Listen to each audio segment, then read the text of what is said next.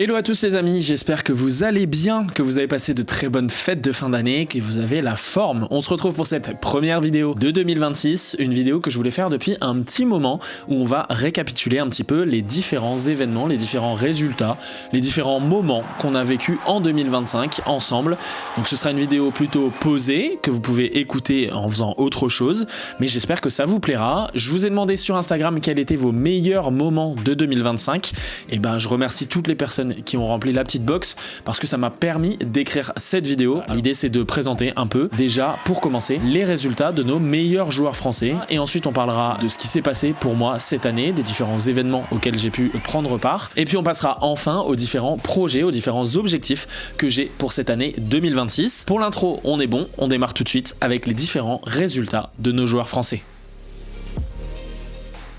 Et j'ai décidé de découper ces différents résultats en fonction des tableaux et on va démarrer tout de suite avec les compétitions par équipe et notamment l'une d'elles qui a marqué les esprits cette année, les championnats d'Europe U17. Et oui, les U17 français n'avaient jamais remporté une telle compétition, mais en plus ne se sont pas arrêtés à la compétition par équipe. Ils ont également énormément perfé en individuel. Que l'on parle de Madisso, de Manon Heitzmann ou de Ryan Benaïssa par exemple, pour la plupart, ils ont réussi des perfs exceptionnels sur ces championnats d'Europe U17. Et ils ont prouvé à toute l'Europe qu'en France, la relève est bien assurée. Au niveau national maintenant, il faut également noter dans les compétitions par équipe la victoire de Mulhouse en top 12 face à Fos-sur-Mer, tenant du titre et à domicile.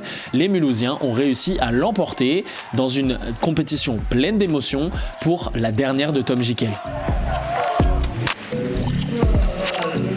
Parlons maintenant du double dame avec notamment de très belles performances de notre paire numéro 1 française au classement mondial, Camille Pognante et Margot Lambert. Partenaire depuis peu, elle signe une magnifique année 2025 avec notamment une médaille de bronze au championnat d'Europe et une montée en puissance tout au long de l'année pour remporter en octobre dernier leur premier titre sur le World Tour avec un Super 500, le Hilo Open en Allemagne. De quoi être très optimiste pour la suite.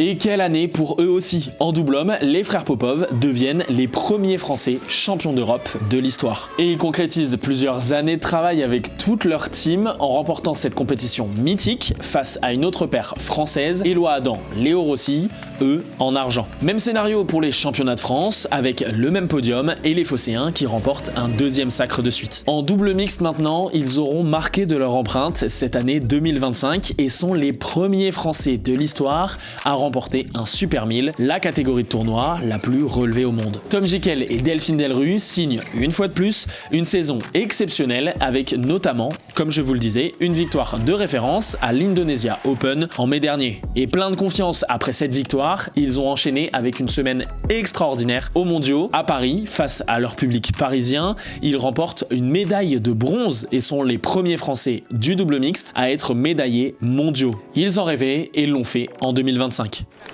Toujours en double mixte, après avoir vécu 2 années très compliquées suite à des blessures, Léa Palermo et Julien Maillot avaient un objectif, un rêve, devenir médaillés européens. Et en 2025, ils l'ont fait, ils sont devenus médaillés de bronze des championnats d'Europe en mixte, une médaille pleine d'émotions et beaucoup de fierté.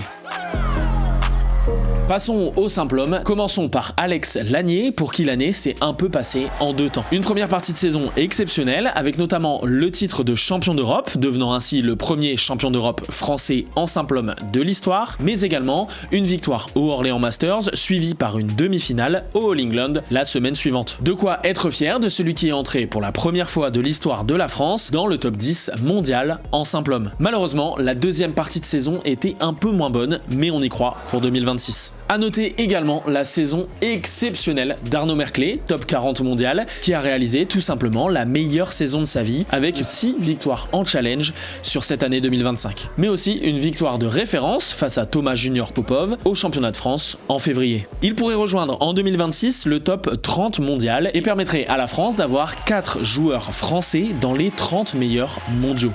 Bon, et puis après, il y a lui qui a clairement terminé le jeu cette année. Il signe 8 demi-finales minimum sur le World Tour, un quart exceptionnel aux mondiaux face aux futurs champions du monde et évidemment une fin d'année en apothéose avec un titre au World Tour Finals. Je parle bien évidemment de Christo Popov qui est pour moi le badiste de l'année, qui nous a fait rêver toute l'année et surtout sur les World Tour Finals. C'est juste fou ce qu'il a accompli et on a déjà hâte de le revoir jouer en 2026, de savoir s'il pourra concrétiser, une fois de plus, sa très grande forme du moment. Et pour parler un peu des joueurs internationaux, eh bien elle a presque tout gagné avec 11 titres sur le World Tour. Elle a remporté les World Tour Finals et est devenue la première femme à remporter plus d'$1 million de cash prize sur une année. Et pour moi, la badiste de cette année 2025, Han Se-young. Et en plus, elle est tellement jeune qu'on se demande même jusqu'où elle pourra aller. Réponse, sans doute, en 2026. Et puis, je voulais vous parler du sacre de Choi Yu-shi, son premier sacre au championnat du monde. Juste incroyable pour ce joueur qui a failli sortir plusieurs fois, par exemple contre Christo en quart, mais aussi contre la surprise de la semaine aux mondiaux, Victor Lei en demi-finale, mais au final c'est Choi Yu-shi qui gagne et qui remporte ce premier sacre, le plus grand de sa carrière. Et puis il y a eux, en double homme, qui ont remporté les championnats du monde, le World Tour Finals et au total 11 titres sur le World Tour cette année, Kim, Seo, les Coréens, de quoi juste montrer leur supériorité monstrueuse. Et puis Seo est devenu également le premier joueur de l'histoire à remporter 12 titres sur une saison, puisqu'il en a remporté un de plus avec un autre partenaire, rien que ça. On va maintenant passer à une partie un peu moins joyeuse, mais il faut en parler. Cette année, on a perdu quelques très grands joueurs en 2025 qui ont pris leur retraite internationale. Tout d'abord, une Française qui a choisi de tourner la page malgré son jeune âge. Bon ouais, le bombadiste commence à faire des rimes. Je parle évidemment de Théa Marguerite qui a joué son dernier match au championnat du monde avec son amie de toujours, Flavie Vallée, et qui maintenant n'évoluera plus sur la scène internationale. Elle aussi a décidé de refermer le livre du badminton de haut niveau. An Tran ne foulera plus les cours de badminton internationaux après une carrière exceptionnelle, avec notamment une victoire au championnat d'Europe en 2024. Alors merci Anne pour tout ce que tu as apporté au badminton français. Côté internationaux, 2025 marquera également la fin de carrière pour les Daddies, Hassan et Setiawan, eux qui ont marqué le double homme de leur empreinte et qui se sont arrêtés à plus de 40 ans et des dizaines de titres sur le World Tour. Elles ont également joué leur dernier match ensemble à Paris, la paire japonaise Matsuyama Shida, puisque Matsuyama a annoncé prendre sa retraite après les mondiaux. Et ça restera un moment fort de cette année 2025 devant le public parisien, pris d'émotion. Bon, pour les résultats, ça y est, c'est bon, c'est fait. Maintenant, on va parler des différents événements auxquels j'ai pu participer cette année et plus globalement de cette année depuis l'œil, le bombadiste. Et cette année 2025 aura été l'année des premières fois. Premier championnat de France grâce à Victor France, premier championnat du monde grâce à la Fédération française de badminton et en plus à Paris, et puis aussi premier projet avec ces différents acteurs du badminton français et international. J'ai donc pu participer à 4 grands événements au début de cette année grâce à Victor France, les championnats de France Elite, les championnats de France Top 12, les championnats de France Jeunes et enfin le Orléans Masters. Et je suis hyper reconnaissant d'avoir pu prendre part à cette fête du badminton en France. C'était vraiment des super événements. Alors un immense merci à toute l'équipe de Victor France pour cette opportunité.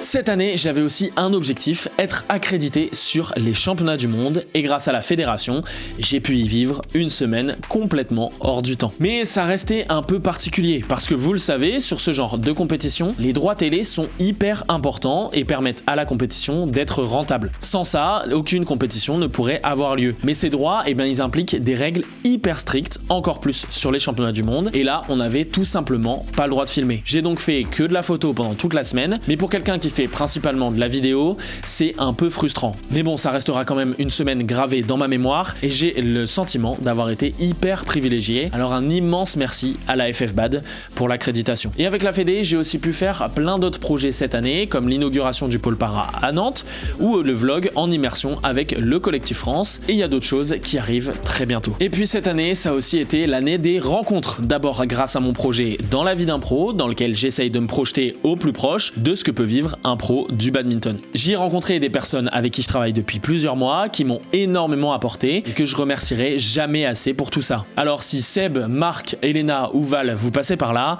un immense merci à vous. Ensuite, il y a les rencontres de joueurs et je pense bien évidemment à Xavier Valédor et Emma Raymond avec qui j'ai passé des moments entre rigolade et boulot qui étaient vraiment hyper sympas. Je suis trop fier de vous et trop fier d'avoir pu passer ces moments avec vous. Et enfin, il y a les rencontres avec vous, notamment au championnat du monde. Ça fait trop plaisir de pouvoir mettre des visages sur des noms et sur des chiffres.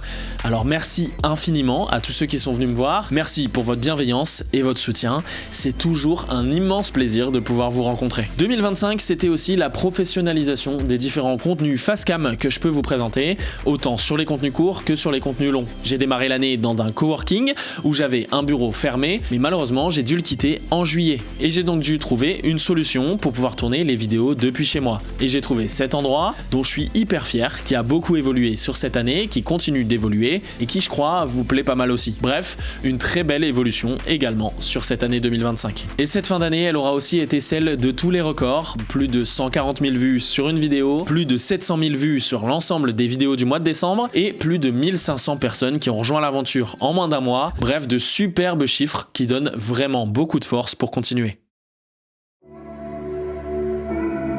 En 2026, il y aura plusieurs objectifs. Tout d'abord, reprendre sérieusement les lives et ça va arriver très très vite puisque Victor France me fait confiance et sponsorisera certains lives avec des joueurs de la team Victor. Alors un immense merci encore une fois à Victor France pour leur soutien et leur accompagnement. Et puis cette année, elle marquera aussi un changement dans la direction artistique du Bombadiste. Ça fait 2 ans que c'est pareil, alors j'avais un peu envie de changement et à commencer par la mascotte qui va changer sur tous les réseaux.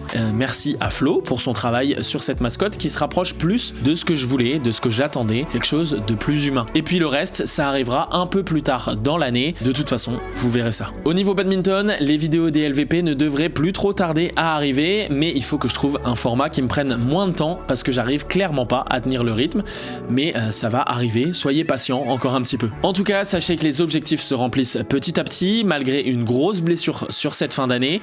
Les choses évoluent, la rééducation continue et avec toujours en ligne de mire l'objectif de passer N3 en double homme et R4 en double mixte sur cette fin de saison. Et vous, c'est quoi vos objectifs pour cette année 2026 ? N'hésitez pas à me dire dans les commentaires et peut-être que ça me donnera des idées. Voilà pour cette vidéo récap, j'espère vraiment qu'elle vous aura plu et en tout cas je vous souhaite une très belle année 2026 pleine de joie, de petits bonheurs et de réussite sur et en dehors des terrains. Merci infiniment pour cette année 2025 qui restera l'une des plus belles années jusqu'à maintenant du Bombadiste avec, comme je vous l'ai dit dans ce récap, plein d'événements et plein de super chiffres qui donnent vraiment beaucoup de force et je retiendrai surtout les rencontres avec vous. Vous êtes de plus en plus nombreux à rejoindre cette aventure et ça fait vraiment super plaisir de voir que ça parle à autant de monde. Alors merci beaucoup à vous tous et moi je vous souhaite une très bonne journée ou une très bonne soirée et je vous dis à très vite pour de nouvelles aventures. Ciao.